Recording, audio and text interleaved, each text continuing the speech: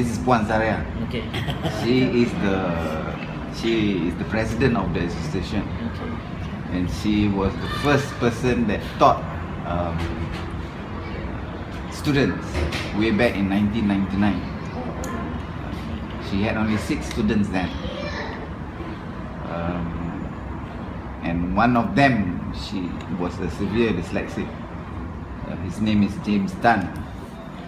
He is now a pilot. He set a world record flying solo.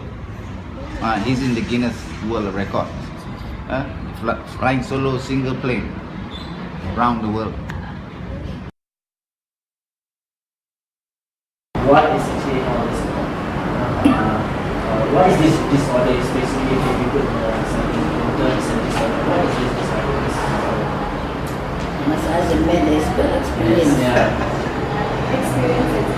Yes, my children. Yes, son.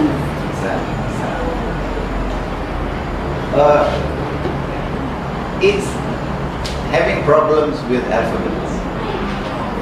Okay? Yeah. So they may have problems recognizing it. Some of them see P, D, P, Q as one.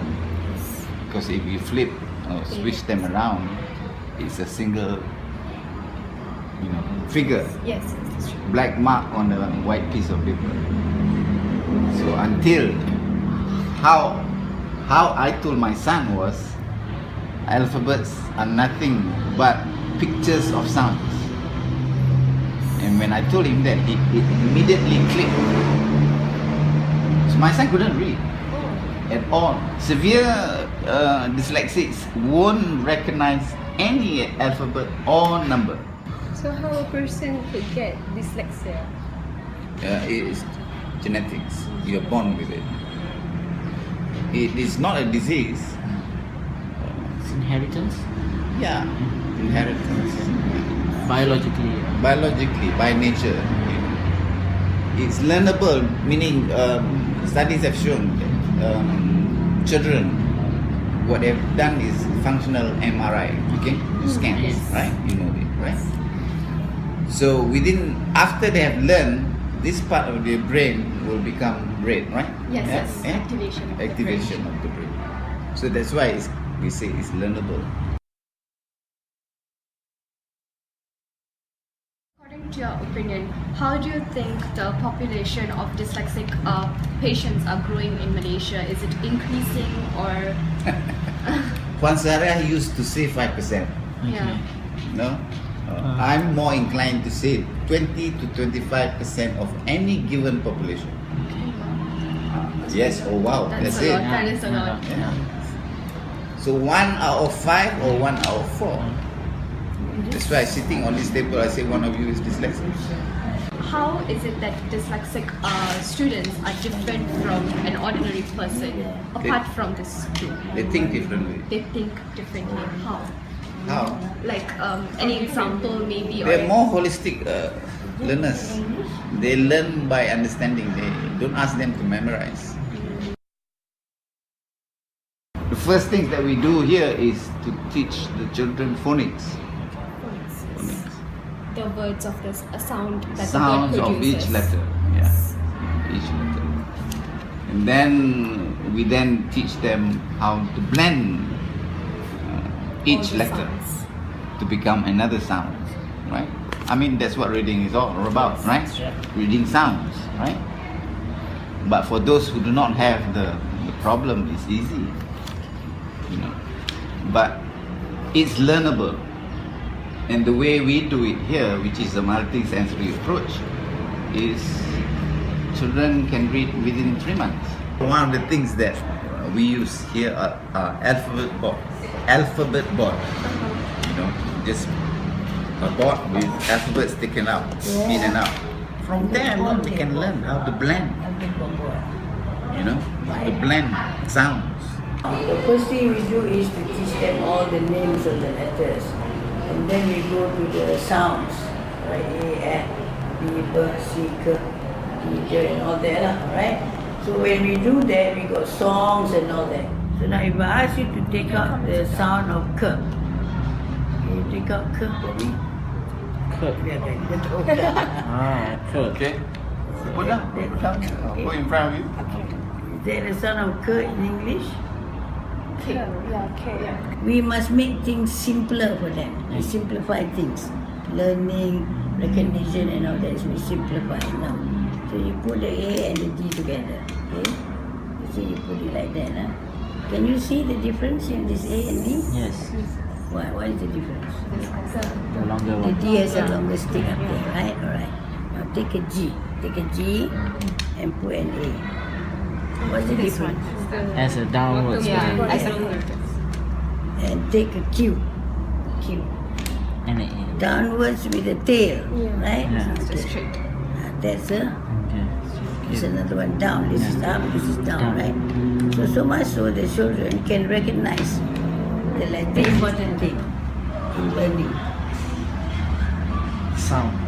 Listening to The sound. instruction, right? Oh, So right. this is what also dyslexia is lacking. They don't listen to instruction. So but when you're doing it, you say take out, put back, take out, put back, you know? Then it's listening. So we are training them to listen to the instruction. If they don't listen, they cannot do it, right? So these are the methods that we do. So they will maintain what they learn.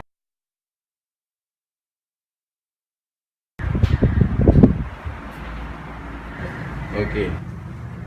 Adik.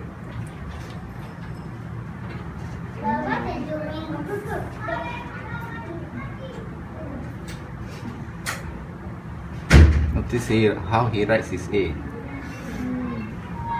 Listen for a sound.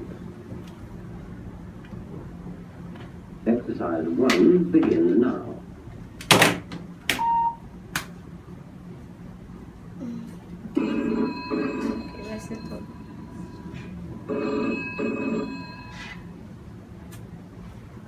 Tekanlah tangan sebelah. What do you think are the major difficulties that you actually face while trying to teach these dyslexic students? No, because they sent to ordinary school. That's That's the major problem. hurdle there. Because the school doesn't recognize them. One of the major difficulties of a dyslexia, and this is happening to my son right now, he's in the secondary school, is writing essays. You know, he's got no problem. If he were given a test orally, and he can answer orally, he wouldn't have a problem. Writing it down from what he knows to what he wants to write becomes a major issue, right? And this is universal. So, but the developed countries are more advanced in the sense that they do give accommodations more than we do because they recognize it. Many of our students, many of the adults who are here now, actually were identified as being dyslexic when they were overseas. The university told them, you know, you are dyslexic. What main criteria does really a teacher really need to have to cope? Does it really need for this disorder or our kids that really need this particular Love of a child. love of a child? So that fits the main criteria. Yeah. They need to have love and patience and understanding. That's all we ask of our teachers. All you need to do is be patient and understand how they think. Yeah, ask her. She's the teacher. You can, but of course, you know, the teaching has to be interesting. If your method is not interesting, Then they sorry, I'm bored, you see. If they take a walk, that's it. like because their attention span is very Yeah, you need to really prepare the lesson. Because they're not learning in school. So you often hear teachers complaining, he's daydreaming, he doesn't pay attention. Why? Because he's not learning, so he gets bored. They need to make the mistakes, you know?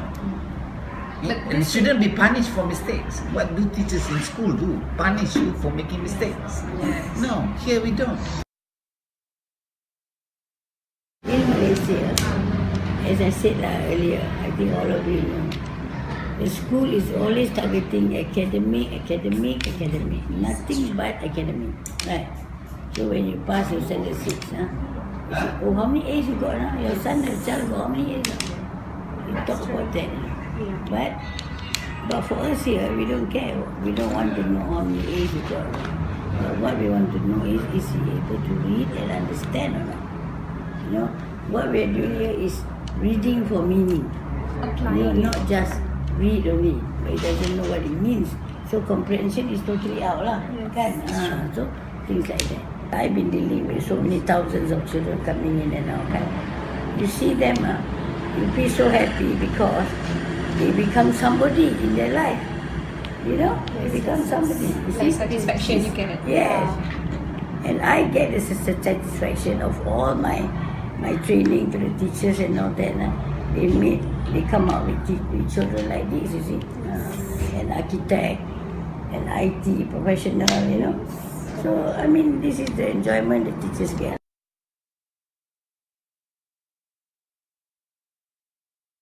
The first suggestion from our group is called IEP. IEP, or a shorter way of saying Individualized Education Program, has two general purposes. The first one is to state the services that the school will provide for the child. Second is to set the reasonable learning goals for the child. So this IEP is the written agreement between you and the school about how your child will be educated, and they will monitor the performance and achievement of the child.